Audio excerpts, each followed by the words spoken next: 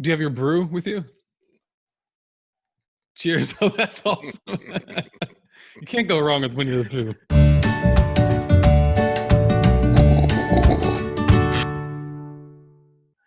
Dan Hoquist is here with me. And first question is, have you seen a UFO? I've seen or witnessed at least uh, maybe a couple of dozen. And since I've set up a skywatch for a couple hours each night over in the area Mhm. uh, that I live in Southern California, I've caught maybe 2 to 3 times more than that. And that you can find on my YouTube channel, dondannel.com, or Don Dannel at the YouTube too. That's interesting. But have you seen, and there's a lot to talk about there, which we can't unpack right now. But when you come on Paranormal Now, we can definitely take the time to do that. But have you seen a UFO in person? Yes. The ones that I've witnessed they're all weird, Uh-huh. but one of the weirder ones, I was headed out to Marfa, Texas, to do part of my research for my first book, Mhm. and I had an RV that I was going to use sitting in the driveway, and I took my little dog out, and we were sleeping the night of April 11th, and sure enough, she got up needing to go pee, and it had rained the night before. So I'm out with my little dog looking up at a star that's getting brighter and brighter. Now, this is over my 2 story house, so it's up about 85 degrees, and it just slowly gets brighter and brighter. And then all of a sudden, it shot off beams to my left and right. That would be east and west because it was south of me, and this light had gotten really bright by this time, Sure. and the beams had slowly come out from it and pointed ends, not like a beam that some people actually tell you about as a solid beam. This was more like a flashlight. And then I saw several shadows enter from the left and move across the main light in front, and my mind put it together as a space train, and I that's what I reported to MUFON, Interesting.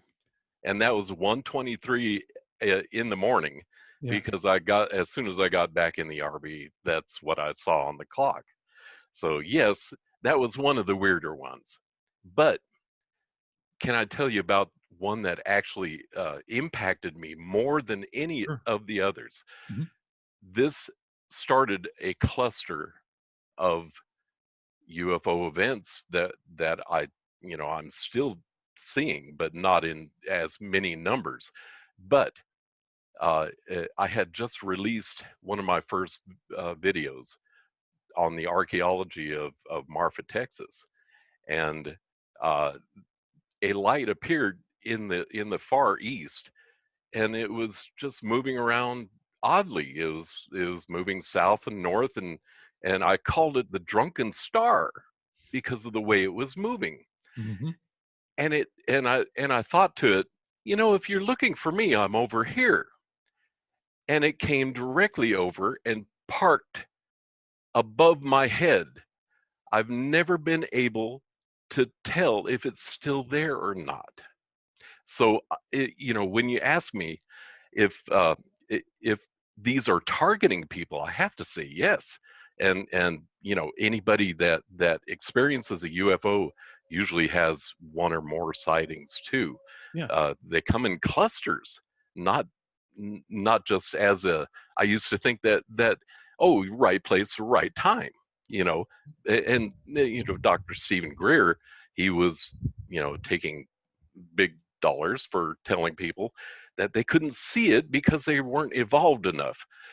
Well, I have to say it's a mixture of both, but they apparently target individuals and Yeah. groups. Yeah.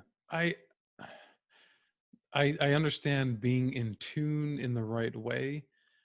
I don't know if I like the word evolved. I It's don't a little either. insulting. I think there's a potential for everyone. Um, you know, Ascend.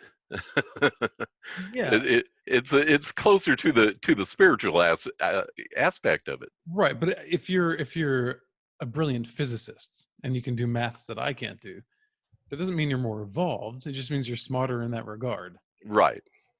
So and I think, yeah, that's pretty typical that people would have that experience. You hear that from just random people.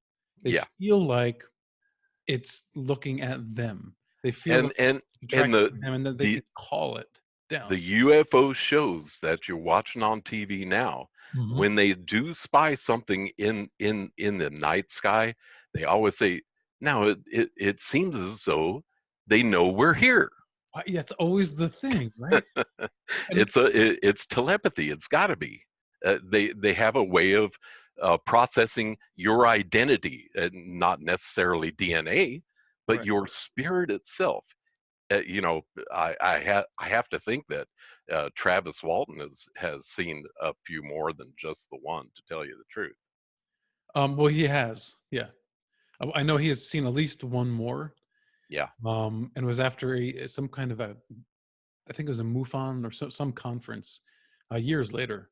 This was, I think, in the early 2000s. He had this sighting, and Mike Rogers also has had a couple of sightings since. I saw your coffee with him, Oh, okay, and there you go. that Yeah, was really good, really good. yeah. All right. So the next question is: have you seen a cryptid or a ghost?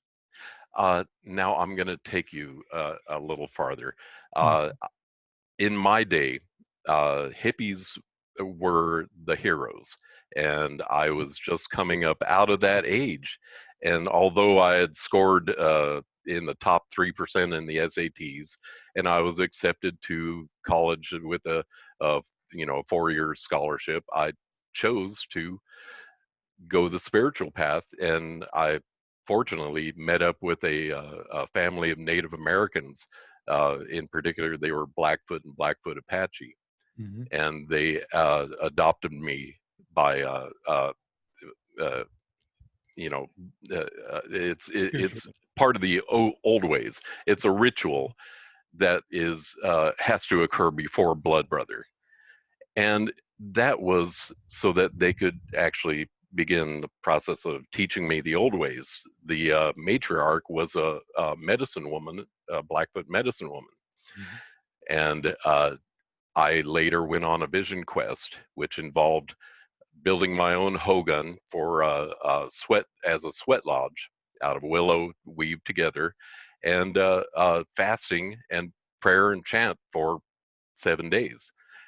At the end of that time, it was going just before dusk, and a red bird came into the camp that the medicine woman and myself had set up, Mhm.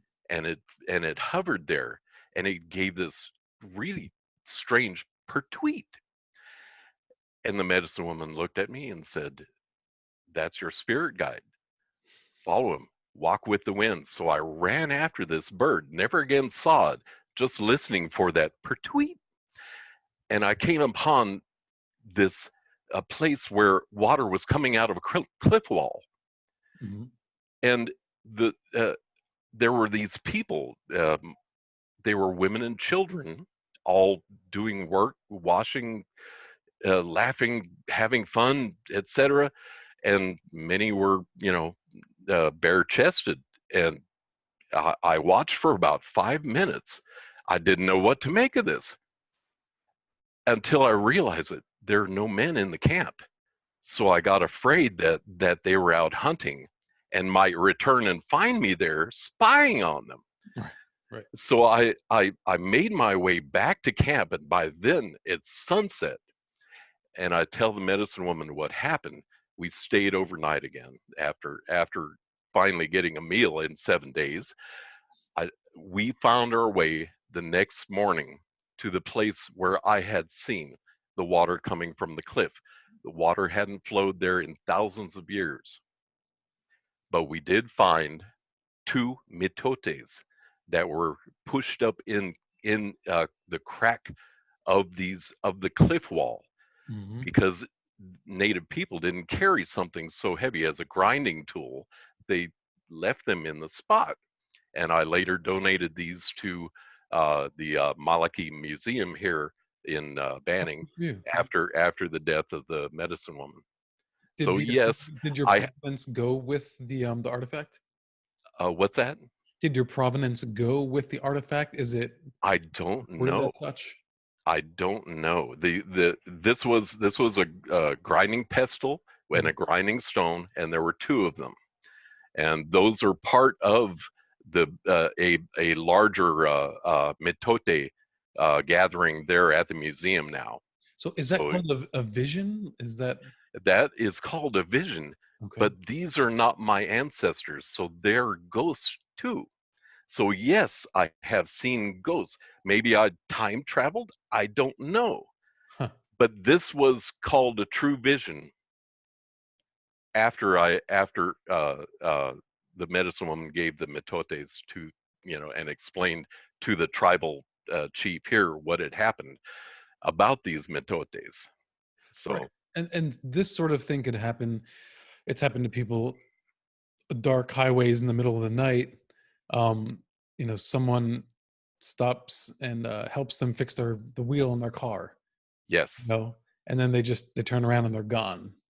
Like these weird happenings. Yours is more of a vision, but this idea of an appearance and of it wasn't it people that wasn't it aren't wasn't human. just the appearance, it was the smell, Yeah, yeah. everything. Mhm, This was a real event to me. And so, of course, my name is Redbird. That's how you gain a name as a young brave, maturing into a warrior. You mhm. go on a vision quest and gain your name. Well, my name is Daniel Redbird. So I I don't have a cool name like that, but I know. from working in restaurants, I have different variations of my name, including Al Burger, which is based on a burger that we sold, and my middle initial is B, so Al B, Al Burger. I've been called Al Bomb, Al Bomber. So, but nothing as cool as that. So, Well, at least you have a claim to fame, and this is, you're an amazing amazing interviewer. I appreciate everything you've ever done. thanks, Dad. I appreciate that. Well, I do have more questions for you. Yes, sir. So what does the future of ufology, paranormal investigation look like? Unfortunately, we're teaching a new generation the same thing that we've already gone through. And Roswell is having to be repeated over and over and over again to a whole new generation. It's it's unfortunate, but I think it's the human capacity of amnesia. It's 100-year amnesia. We lose the sciences of 100 years ago Yeah. just amazingly, things are forgotten. That's our lifespan, I think. But there is hope because I think this is a time of knowledge. And I think that people are coming forward on their own, like you and me. Hmm. And we're actually crowdsourcing disclosure because the government isn't going to do it. I think that's a good way to put it. Crowdsourcing. Yeah. Um, and because of that, because we have sort of this wider social net through social media and online sources, communications, that we can put more, and we have been putting more pressure on public figures and the government. And I think that's why, like, it's like we're kind of squeezing the lemon and just getting a little bit of juice out of it, because they can't not respond at this point. And then you also have a new generation of people who grew up with this lore and saw documentaries on TV and read books, and they're curious. I mean, they're legitimately curious, and now they're in public service. Unfortunately, because our government has a habit of manipulating the facts. And one very famous line from an old CIA director to the president. The president asked him, "When do you know that the disinformation program has worked?" And the CIA director says, "When everybody believes the lie that we tell them." Sounds about right. Yeah. Now, And I now feel like I we're know I know you have one more question, and this one I really wanted to no, answer. go ahead, go ahead. The question is, what would you like to change? about it. And this is because of the one of the richest billionaires around, Robert Bigelow, buying the MUFON UFO organization that was intended to be, public disclosure. Now, I have nothing against Mr. Bigelow personally, Mhm. but we haven't gotten anything from him. And he owns Skywalker Ranch. Has he disclosed anything? In his tenure, I understand that he's sold it now, but rich people have a real habit of secrecy, Mhm. of hiding facts to their own advantage, and this doesn't benefit anybody. Well, yes. I mean, if you're looking at it from the vantage point of a business person, then sure, he would have incentive to not disclose certain things. Perhaps Right. we don't know what the motive or the reasoning might be for that. So that's not impossible. But at the same time, he did fund some investigations into the paranormal, which I think stirred the waters and propelled fascination and awareness about it. So that's positive, right? It's positive, but it's untrustworthy because of his direct involvement with the government itself. Yeah. So No, I mean, I think just like anything else, ultimately, non-profit, independent investigation is really the ideal way to go. exactly. Um, all right, Dan. Thanks so much, man. Thank you, Alan. Yeah. It's so nice to talk to you. Yeah, you too. In person this time, Yeah, finally. it exactly. All right. Cheers. Oh, and how do people download your books? My books are available. My last one is available on Audible. It's called Heaven's Matrix. The other two, three in total, can be found on Amazon and on Kindle. And I believe that the Audible is still free if you sign up for Audible. So, Nice. all right. All right. Good night, Dan. Thanks. Thank you, Alan. Thanks again for joining us for another episode of Coffee and UFOs, two of my favorite things. If you want to find out more about us, follow us on social media, but of course, like and subscribe down below if you appreciated today's content. And for more, follow me on Instagram at ParanormalNow or on Twitter, paranormal_now.